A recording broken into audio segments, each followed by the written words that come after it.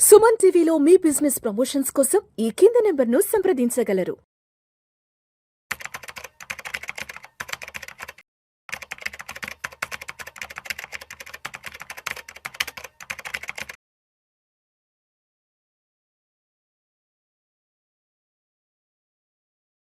నమస్తే మాధవరెడ్డి గారు. నమస్తే అండి.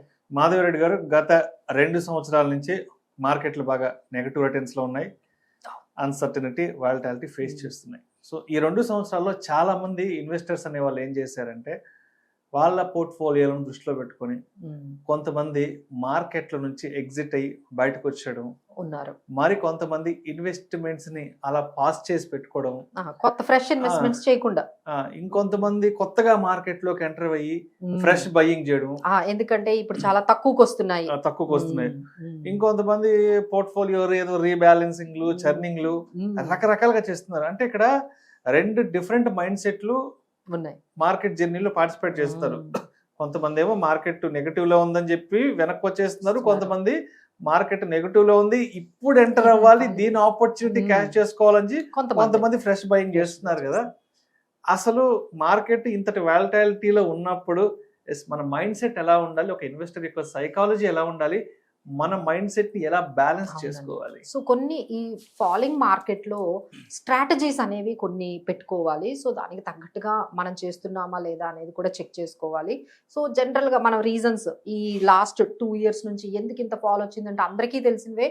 అది FIS సెల్లింగ్ కంటిన్యూస్, వాళ్ళు సెల్ చేసుకుంటూ వెళ్ళిపోవడం వల్ల మన మార్కెట్స్ కొంచెం అలానే మనకి ఇంకొక వైపు జియో పొలిటికల్ టెన్షన్స్, ఈ US ఇరాన్ వార్ అది ఒక రీజన్స్. తర్వాత ట్రంప్ టారిఫ్స్ అని కొన్ని రోజులు, అలానే మన కరెన్సీ డిప్రిసియేషన్ కూడా చాలా వరకు, మన రూపీ ఫాల్ కూడా ఈ మార్కెట్స్ ని ఈ విధంగా ఒక గ్రిప్ లో, ఒక డౌన్ గ్రిప్ లోని, ఒక బేర్ గ్రిప్ లోని తీసుకెళ్ళడానికి 4-5 రీజన్స్ అయితే మనం ఖచ్చితంగా చెప్పొచ్చు. సో ఇవి మళ్ళీ కంటిన్యూ అవుతూ ఉన్నాయి. ఇప్పుడు అవే సేమ్ రీజన్స్, ఈ కరెన్సీ డిప్రిసియేషన్, ఈ పర్టికులర్ గా ఈ FIS సెల్లింగ్, ఈ geopolitical tensions, global weak cues, ఇవన్నీ ఇంకా కంటిన్యూ అవుతూనే ఉన్నాయి.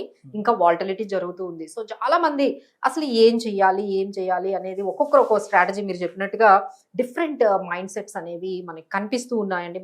మా దగ్గర ఉన్న క్లయింట్స్ కూడా కొంతమంది అలా ఉన్నారు. ఎట్లా అంటే, మేడం కొంచెం SIPs ఆపేద్దామా, ఇవి ఏమి మార్కెట్స్ లో, లేకపోతే ఒక స్కీమ్ నుంచి ఇంకొక స్కీమ్ కండి వాళ్ళే అంటే చెప్పడం, మేడం ఇంక ఈ స్కీమ్స్ బాగాలేవు, ఇంకేదైనా స్కీమ్స్ లోకి ఎంటర్ అయిపోదాము, కొత్త స్కీముల్లోకి వెళ్దాము, ఈ స్కీమ్స్ లో పెర్ఫార్మెన్స్ లేదు. ఎందుకంటే 2 years నుంచి నెగిటివ్ కనపడగానే వాళ్ళు పానిక్ అవుతున్నారు. పానిక్ అయ్యి, మేడం ఈ SIP కాకుండా ఇంకో SIP స్టార్ట్ చేద్దాము, ఇట్లా వేరే SIPలోకి వెళ్ళిపోదాం, వేరే స్కీమ్స్ లోకి వెళ్ళిపోదాము, ఈ స్కీమ్ వద్దు అని వాళ్ళు చాలా పానిక్ అవుతూ ఉన్నారు. అలానే కొంతమంది అయితే స్టాక్స్ లో, పర్టికులర్ గా స్టాక్స్ లో ఉన్న వాళ్ళు అయితే ఒక 30-40% లో ఉన్న వాళ్ళు ఇంకా పానిక్ సెల్లింగ్ కి కూడా దిగుతూ ఉన్నారు.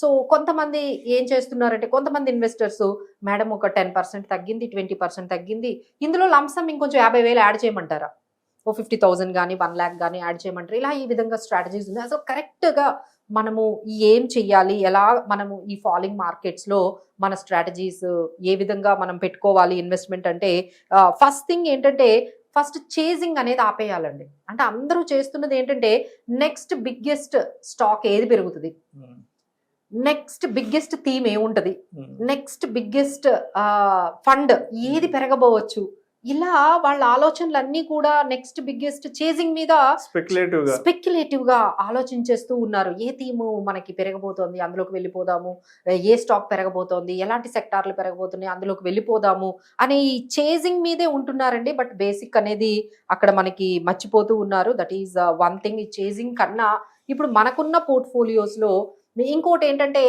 ఈ SI అంటే స్కీమ్స్ మార్చేయడం, ఒక స్కీమ్ నుంచి ఇంకొక స్కీమ్ కి, ఇంకొక స్కీమ్ నుంచి ఇంకొక స్కీమ్ కి వెళ్ళిపోతూ ఉన్నారు. దానివల్ల కూడా మనకి పెద్దగా రిలీఫ్ రాదండి. సో ఒక్కసారి ఆలోచించండి, మీరు స్కీములు చేంజ్ చేయడము లేకపోతే థీములు చేంజ్ చేయడం కాదు. అసలు బేసిక్ గా మనం చూడాల్సింది ఏంటంటే అసెట్ అలొకేషన్. ఇలాంటి టైంలో, ఇలాంటి మార్కెట్ సిచ్యువేషన్ లో మిమ్మల్ని కాపాడేది only asset allocation. Asset allocation అంటే మనం చూసుకోవాల్సింది ఏంటంటే, డెట్ లో ఎంత అంటే వీళ్ళు ఏం చేస్తున్నారంటే, ఒక స్మాల్ క్యాప్ ఉందనుకోండి, ఇంకొక స్మాల్ క్యాప్ లోకి వెళ్తున్నారు. దానివల్ల ఏం చేంజ్ వస్తుంది, ఒక మిడ్ క్యాప్ మానేసి ఎగ్జాంపుల్ నేను తీసుకుంటున్నాను, ఒక పర్టికులర్ ఏఎంసీ మిడ్ క్యాప్ పనిచేయడం లేదనుకోండి, ఇంకో ఏఎంసీ మిడ్ క్యాప్ లోకి వెళ్తున్నారు. సో దీనివల్ల మీకు పెద్దగా రిలీఫ్ అయితే ఈ మార్కెట్లోకి రాదండి. సో మీకు ఏదైనా పోర్ట్ఫోలియో స్ట్రాంగ్ గా ఉండాలి అంటే asset allocation is the only key. So ప్రతి ఒక్కరూ ఆ స్ట్రాటజీని మీరు ముందుగానే డెవలప్ చేసుకోవాలి. ఎగ్జాంపుల్, మీరు ఒక రిటైర్మెంట్ గోల్ పెట్టుకున్నారు, లేకపోతే మీ పిల్లల హైయర్ ఎడ్యుకేషన్ కోసం మీరు ప్లాన్ చేసుకుంటున్నారు, ఒక 10 years ఫ్రేమ్ వరకు మీరు పెట్టుకున్నారు టైం హారిజన్ అన్నప్పుడు మన అసెట్ అలొకేషన్ ఏ విధంగా ఉండాలి అంటే 60% ఈక్విటీలో ఉన్నారా, 20% గోల్డ్లో ఉన్నారా, డెట్లో ఎమర్జెన్సీస్ కోసము. ఎందుకంటే లైఫ్ ఈజ్ వెరీ అన్సర్టెన్. మీరు ఈ 15 years జర్నీలో ఎన్నన్నా జరగవచ్చండి. సో ఈ 15 years జర్నీలో మీ బిజినెస్లు దెబ్బతినొచ్చు, మీ జాబ్స్ అనేవి పాజ్లోకి వెళ్ళిపోవచ్చు, అప్పుడు వచ్చినంత ఇన్కమ్ ఇప్పుడు రాకపోవచ్చు, ఇప్పుడు ఇంకా ఇన్ఫ్లేషన్ పెరగబోతోంది. సో వీటన్నిటికీ మనం ఎదుర్కోవాలి అంటే ఒక 20% డెట్లో ఉండాలి కదండి. ఇప్పుడు ఈ ప్రోగ్రామ్ చూస్తున్న వాళ్ళు ఎంతమంది దగ్గర డెట్ స్కీమ్స్ ఉన్నాయి? ఉండవు. ఎవరు కూడా ఇన్వెస్ట్ చేయరు డెట్ స్కీమ్స్లోని. సో ఇన్వెస్ట్ చేయాలి అంటే ఇక డైరెక్ట్గా equity oriented themes, equity oriented sectors, equity oriented mid caps, small caps, flexi caps ఇవే ఉంటాయండి. సో మీరు అసెట్ అలొకేషన్ మీద ఇప్పుడైనా దాన్నే మేము రీబ్యాలెన్సింగ్ అంటాం. ఇలాంటి మార్కెట్స్ ఫాలో అవుతున్నప్పుడు మనం చేయాల్సింది ఏంటి? Rebalancing.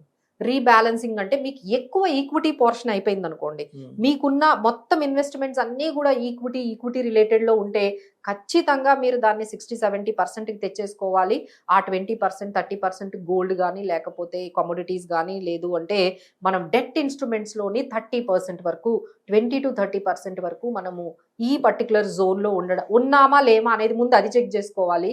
Instead of chasing the schemes, chasing the stocks, మనం 30% ఏవైతే పోర్ట్ఫోలియోలో మీ ఇన్వెస్ట్మెంట్స్ ఉన్నాయో. తర్వాత కొంతమంది ఏంటంటే మొత్తం వాళ్ళ నెట్వర్త్ చూసుకుంటే ఓన్లీ రియల్ ఎస్టేటే కనపడుతుంది. అంటే 80% వాళ్ళ నెట్వర్త్ అంతా రియల్ ఎస్టేట్ ఉంటుందండి. మిగతావన్నీ మీరు చూసుకుంటే మ్యూచువల్ ఫండ్స్ ఒక 5 లక్షలు ఉంటాయి, పిఎఫ్ ఓ 10 లక్షలు ఉంటుంది, బ్యాంక్లో ఒక 2 లక్షలు ఉంటాయి, గోల్డ్లో ఇంకో 5 లక్షలు ఉంటాయి. అంటే మొత్తం కలిపి 20 లక్షలు వాళ్ళు మిగతా ఇన్స్ట్రుమెంట్స్లో ఉంటే, మిగతా ఇన్వెస్ట్మెంట్స్ అన్నీ కూడా అంటే వాళ్ళ నెట్వర్త్ అంతా కూడా ఓన్లీ రియల్ ఎస్టేట్లో ఉంటుంది. బట్ మీరు ఎంత రియల్ ఎస్టేట్ మెయింటైన్ చేస్తూ ఉంటే లిక్విడిటీ ప్రాబ్లమ్స్ వస్తాయి, వాటిల్లో కూడా మళ్ళీ మీకు గ్రోత్ అనేది కనిపించకపోవచ్చు, మీకు అవసరానికి మనీ అవైలబుల్గా లేకపోవచ్చు. సో ఇలాంటి టైంలో, ఇలాంటి మార్కెట్ సిచ్యువేషన్స్లో, ఇలాంటి అన్సర్టనిటీస్లో మీకు ఖచ్చితంగా లిక్విడిటీ అనేది ఉండాలి. సో ఆ లిక్విడిటీ ఉండాలి, స్టెబిలిటీ ఉండాలి. సో ఇక్కడ మేము చెప్పేది ఏంటంటే గ్రోత్ అసెట్స్ అనేవి ఒక 40-50% ఉండాలండి. అంటే గ్రోత్ అసెట్స్ అంటే రియల్ ఎస్టేట్ కానీ, ఈక్విటీ కానీ మనం ఒక 60% వరకు మెయింటైన్ చేయొచ్చు. ఆ తర్వాత స్టెబిలిటీ అంటారు. స్టెబిలిటీ అంటే ఎలాంటి అన్సర్టనిటీలో కూడా మీకు 9% ఇచ్చే రిటర్న్ ఒకటి ఉండాలండి. ఎలాంటి సిచ్యువేషన్లో కూడా నాకు 8%, 9% అంటే that is called debt. There are many debt instruments అండి. మనకి మార్కెట్లో మంచి బాండ్స్ అవైలబుల్గా ఉన్నాయి, ప్రైమరీ మార్కెట్లో ఉన్నాయి, సెకండరీ మార్కెట్లో బాండ్స్ ఉన్నాయి. మీకు ఖచ్చితంగా ఫిక్స్డ్ ఇన్కమ్ అనేది 9% పర్ యానం మీకు ఇచ్చే బాండ్స్ మార్కెట్లో ఉన్నాయి. అలానే డెట్ ఇన్స్ట్రుమెంట్స్ మ్యూచువల్ ఫండ్స్ ద్వారా ఉన్నాయి. వాటిల్లో కూడా మీరు ఒక 20% పెట్టుకోవడం అలవాటు చేసుకోవాలి. దాన్ని మనం స్టెబిలిటీ అంటాం. ఇంకొకటి ఏంటంటే సేఫ్టీ. ఇలాంటి అన్సర్టనిటీలో మనకి సేఫ్టీ అనేది, ఇన్ఫ్లేషన్ హెడ్జ్ అనేది ఇచ్చేది గోల్డ్ అండ్ సిల్వర్. ఈ గోల్డ్ అండ్ సిల్వర్ కమోడిటీస్ సంబంధించిన ప్యాక్ కూడా మీకు 10-15% ఉండాలి. సో ఇప్పుడు మీరు చూసుకోండి, మీ ఇన్స్ట్రుమెంట్, మీ పోర్ట్ఫోలియో మొత్తం చెక్ చేసుకోండి.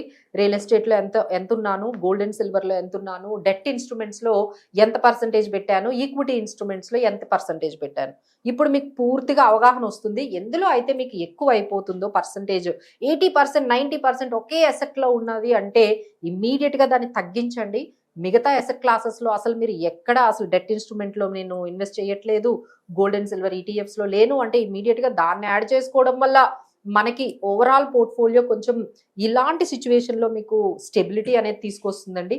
ఇన్స్టెడ్ ఆఫ్ కొత్తవి ఏమొస్తున్నాయి, లేకపోతే కొత్త స్కీమ్స్ ఏమొస్తున్నాయి, కొత్త స్టాక్స్లో ఏం పెట్టేద్దాము, ఇలా షార్ట్ టర్మ్ ట్రెండ్స్కి మనం ఊరికినే ప్రతి న్యూస్కి మనం రెస్పాండ్ అయిపోతూ ఉంటే మనం ఎప్పుడూ కూడా మంచి స్ట్రాంగ్ పోర్ట్ఫోలియోని బిల్డ్ చేయలేమండి. మీరు మీకంటూ ఆ స్ట్రాటజీ పెట్టుకోండి.